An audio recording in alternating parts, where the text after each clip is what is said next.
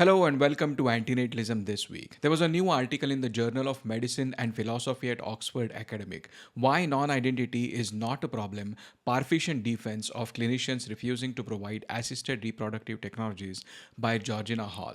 As the title suggests, Georgina is talking about three things here. One is the assisted reproductive technology, two, the non-identity problem, and three, the rights of clinicians providing the assisted reproductive technologies to their patients, like the people who want to conceive children asexually. Suppose there's a couple who wants to have a child, but they have some fertility problems, so they come to a fertility clinic. They ask the clinician to help them conceive a child through something like IVF. The clinician checks them and finds out that if they have a child, it will suffer from a serious disease. Instead, if they take treatment for 3 months and then try, the child will not have the disease anymore. Should the clinician delay their conception, and if the couple insists that they don't want to wait for another 3 months, can the clinician deny them the treatment altogether? Common sense tells us that the couple should wait and or the clinician should at least delay. But the ethics and guidelines in medicine and its literature are not so straightforward. There are two ethical problems with the clinician delaying or denying the treatment. One is about reproductive rights and another is about non-identity problem. Reproductive rights give us a freedom to reproduce. Usually, this freedom is seen in the context of traditional sexual reproduction.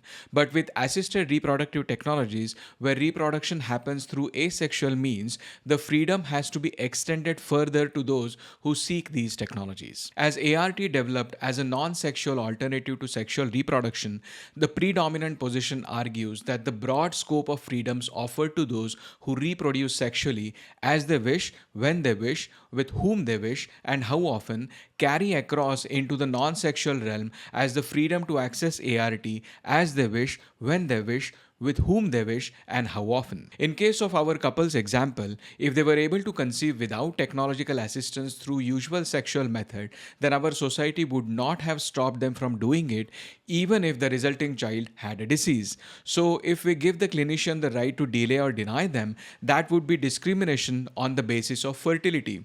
The second reason deals with welfare of the future child itself. By denying the ART access, the clinician is denying the existence of the child itself. Even if the clinician delays the treatment by 3 months and helps the couple conceive after 3 months, a different child will be born because a different sperm and egg will contribute to fertilization.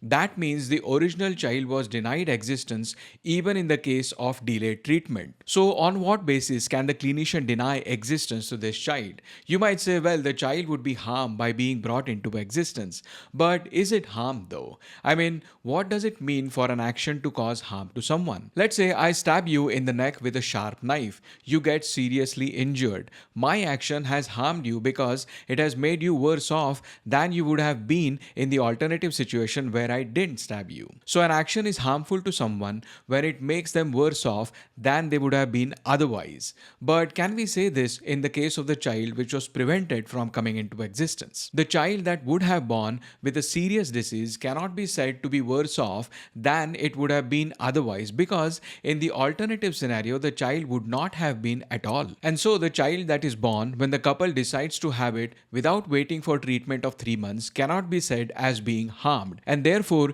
the clinician cannot justify delaying or denying ART to the couple on the basis of preventing harm to the child, as the child is not harmed in the first place. This is why in the medical guidelines for ART clinicians, welfare of the prospective child is not considered. But this sounds counterintuitive. Having a child, even after knowing that it will suffer a great deal, cannot be said to cause harm to that child. Something about this sounds wrong, but it is difficult to point where the wrongness is, and that is the non-identity problem. This was formulated by Robert Adams in The Existence, Self-Interest and the Problem of Evil, and then by Derek Parfit in his Reasons and Persons. Coming back to the present article, Georgina Hall denies both reasons, the reproductive freedom and the non-identity problem, as reasons to not allow allow clinicians to delay or deny treatment to those seeking assistance in conceiving children. In case of reproductive freedom, we are allowed to have children with anyone of our choice as long as the other party or parties also consent to have children with us. That is why forced pregnancies are unethical. In case of usual sexual reproduction, traditionally the man and woman had to have consented to have children together. But in case of ART, there is a third moral agent involved, and that is the clinician. Even though the clinician does not provide a bodily part like a sperm or egg, they provide vital expertise without which the child could not be conceived. Therefore, in case of ART, the clinician becomes a collaborating partner. That's why Georgina says collaborating in the creation of a child is not the moral equivalent of a doctor treating a patient for cancer or lung disease. In case of ART, the clinical intervention brings two outcomes. The actions performed by the fertility clinician may be directed at the first therapeutic clinical outcome of achieving pregnancy for hopeful parents, but also morally implicate them in the creation of a new life. So, just the reproductive freedom is not sufficient basis to disallow a clinician from delaying or denying ART. Because the clinician is morally implicated in creating this child, consent of the clinician is also important. But the clinician still has to have a justification for delaying or denying ART. If it is on the basis of harm to the future child, then the non-identity problem comes in the way and says that the child cannot be said to be harmed. Georgina provides a solution to this non-identity problem. Non-identity problem is an unsolvable problem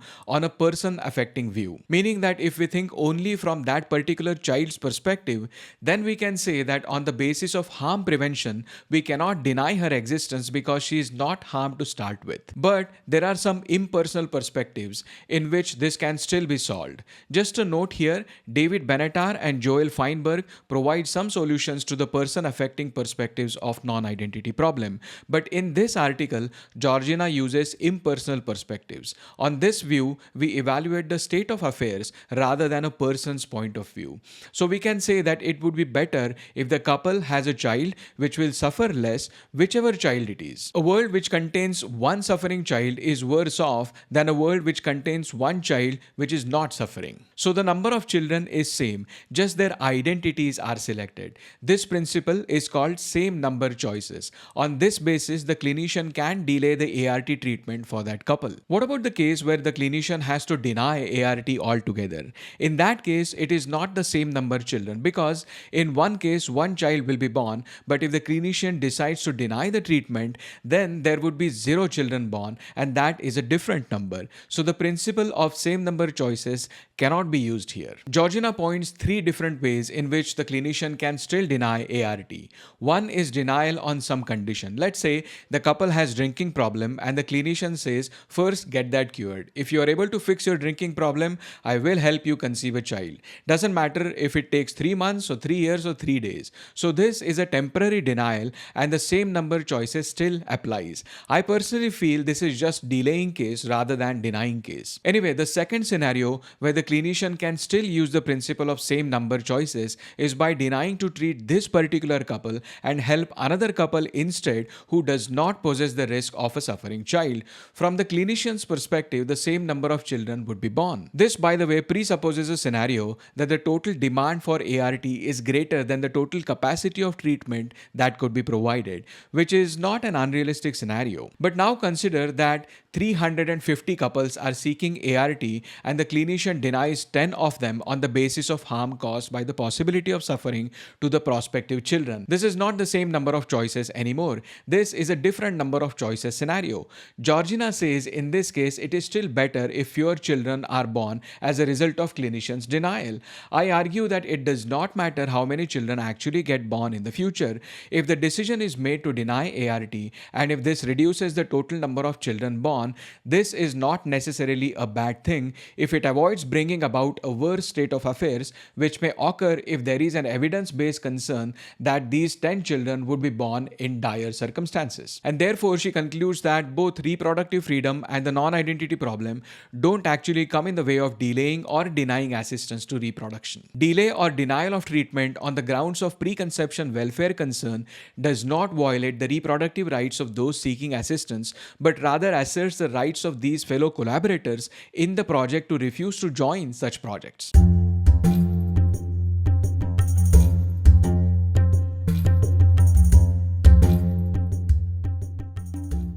Dr. Georgina Hall is a clinical ethicist at the Children's Bioethics Centre in Melbourne, Australia. She is trained in bioethics and researches on many topics, including reproductive ethics and IVF access decision making. I am just a random YouTuber, so my opinions have no weight, so take it for what it's worth. I agree with her conclusion that the clinicians should be able to delay or deny ART. In fact, as an antinatalist, I have to have a stronger claim that ART should not even exist. But I'm not convinced by the application of the principles of same number choices and different number choices by Georgina here. First of all, given that Benatar and Feinberg provide some solution to person affecting perspectives of the non-identity problem, why ignore them altogether? While talking about benefits of coming into existence, even Derek Parfit moves from better to good when he says causing someone to exist is a special case because the alternative would not have been worse for this person. We may admit that for this reason, causing someone to exist cannot be better for this person, but it may be good for this person. Symmetrical to this move from better to good, Benatar states that for something to harm somebody, it might be sufficient that it be bad for that person on the condition that the alternative would not have been bad. And so it can be said that the child who will suffer from a disease is harmed by being brought into existence just because it will be bad for that child, even though that child would not have been worse off in the alternative case. This can be a sufficient reason for a clinician to deny ART. Secondly, Georgina uses different number choices, where she says that even if the clinician's denial results in fewer number of children born, it is not necessarily a bad thing if it avoids bringing about a worse state of affairs. Here, Georgina is trying to avoid another problem called the repugnant conclusion. If our goal is to maximize total well-being in the world, then we could have a large population with low-quality individual lives such that the total well-being of all people in that population is far greater than, say, a small population with very high-quality individual lives. So, a population with 1 billion people with 10 units of quality per life produces a total of 10 billion units of well-being. But 1 million people with 100 units of quality per life will only have 100 million total units. So a densely populated slum will have to be said to be better than a sparsely populated rich neighborhood. This is repugnant. That's why Georgina is quite right in putting emphasis on avoiding worse state of affairs, that is, on minimizing suffering, than on producing better state of affairs or maximizing well-being. The problem is about deciding on the threshold. The clinician denies 10 children from being born who would suffer from horrible disease otherwise. The rest of the 340 children will not suffer to the same degree but will go through some amount of suffering. And if the goal is to avoid worse state of affairs, that is, to minimize the amount of suffering, then what stops the clinician from denying the 11th child who would suffer just a little less than those 10 children but suffer nonetheless? This can be taken forward up until he denies all 350 children, because even bringing one child will cause some amount of suffering in the world. Habitus is a quarterly journal of ethical studies at Hiroshima University publication in Japan. In their latest issue was a paper, Aspects of Denial of Life in Contemporary Japan. The original paper is in Japanese. As the title suggests, it goes through different reasons of what it calls denial of life in today's Japanese society. Among those reasons are the expanding influence of euthanasia and assisted suicide, extended suicide, which is those shooters who do mass shooting while perfectly knowing that they would be killed eventually. It also covers eugenics and antinatalism. Within antinatalism, it refers to David Benatar, Masahiro Morioka, and others. It gives a good picture of the situation in Japan where people are having fewer kids compared to their previous generations. One highlight is its reference to Antinatalism International, where it says the most significant feature of contemporary antinatalism is this anti-reproductive emphasis.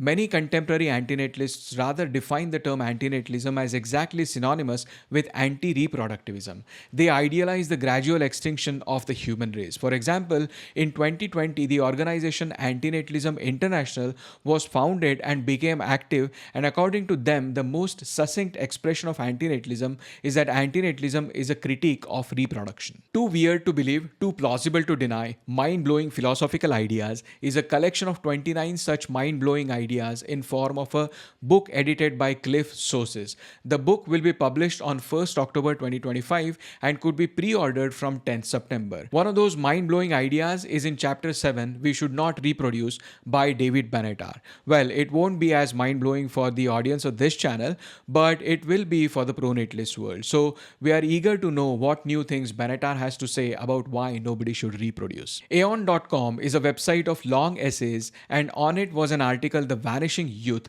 by Victor Kumar. He makes a pronatalist case for progressives in the article. He says the pronatalism does not have to be the forte of right-wing extremists.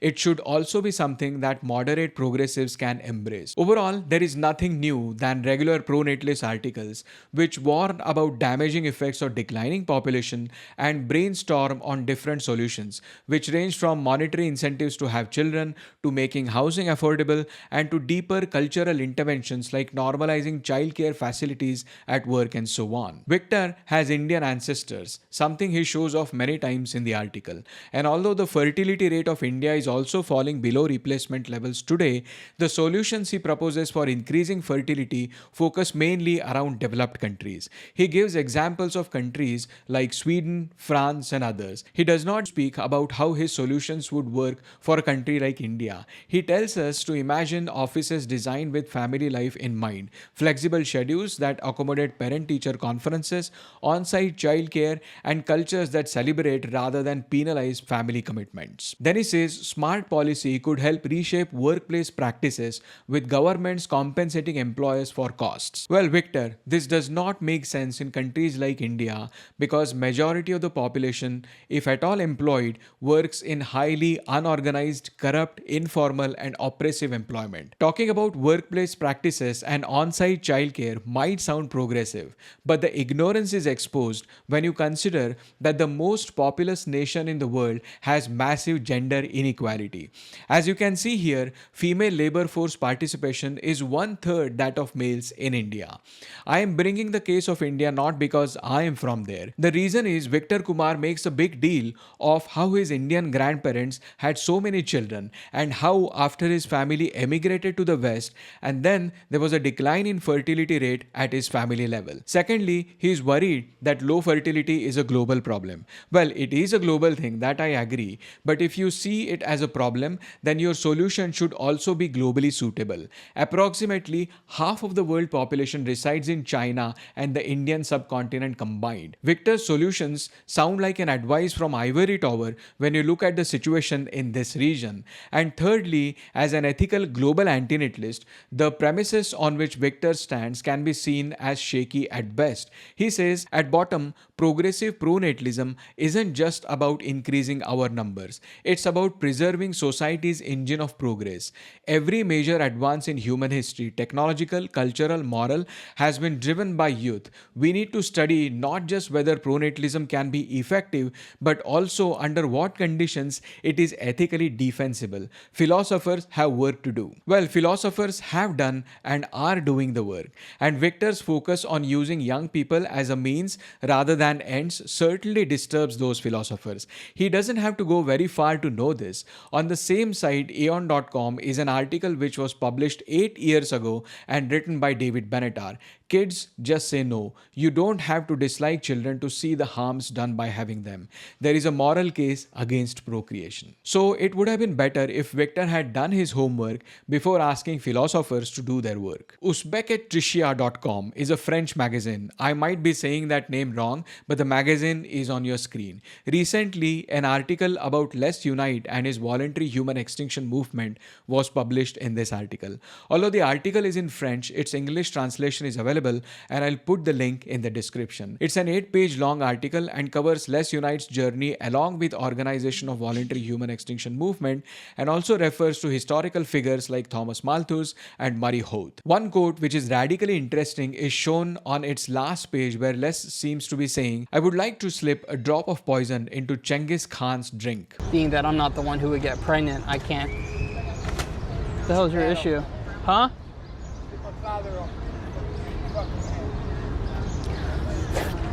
The guy is like... Okay, he's coming back. Be careful. Every time I wake up, there's something fucking... What are you doing, dude? I'm fucking setting you motherfuckers What are you doing, dude? Hey, stop, fuck, stop, man? stop. Set you motherfuckers straight out here. The fuck? Don't act fucking. This is what happened when Deist, the founder of Stop Having Kids, was doing a street interview in Philadelphia. He posted a video of the interrupted street interview on his channel, Stop Having Kids. You can see the full video where before he got assaulted, the conversation with that young woman was very calm, composed, engaged, and he was asking really interesting questions. It was a shame to see some crazy guy doing this to him. But Deist, if you're watching this, don't let this event discourage you. Please make more of these, as the conversation you were having was super interesting. On 25th of April, Amanda Sukenick and Travis Timmerman debated about having kids as part of Talk and Taste event in New York. The event was a paid event for $29 per head, and yet it was sold out. We did an interview of Amanda and Sadia, who was the organizer of this event last week. The good news is that the video recording of that debate is now available on the Exploring Antinatalism podcast. The quality of audio and video could have been better, and that is something Sadia has said they will work on for future events, but still it is good enough to understand what is being said. And what was said was very interesting and engaging discussion. Many different arguments both for and against having children were discussed without going too much technical on philosophical subjects. So thanks to Amanda, Travis, and the organizers of Talk and Taste for this and making the recording available on Exploring Antinatalism podcast. And after that, as it has become a de facto expectation, Lawrence did a live stream reaction to the debate. So an hour and a half of the actual debate and almost 3 hours of a reaction stream, that is almost 5 hours. With this much of entertainment, it is hard to say antinatalism is a dull philosophy. A channel called Rethinking has been doing many faceless videos with stock footage about antinatalism, and we have covered their videos on ATW. But this was probably the first time they show their face whilst talking about the importance of consent and of consent argument to antinatalism. Those were some of the stories about antinatalism this week. Thanks for watching.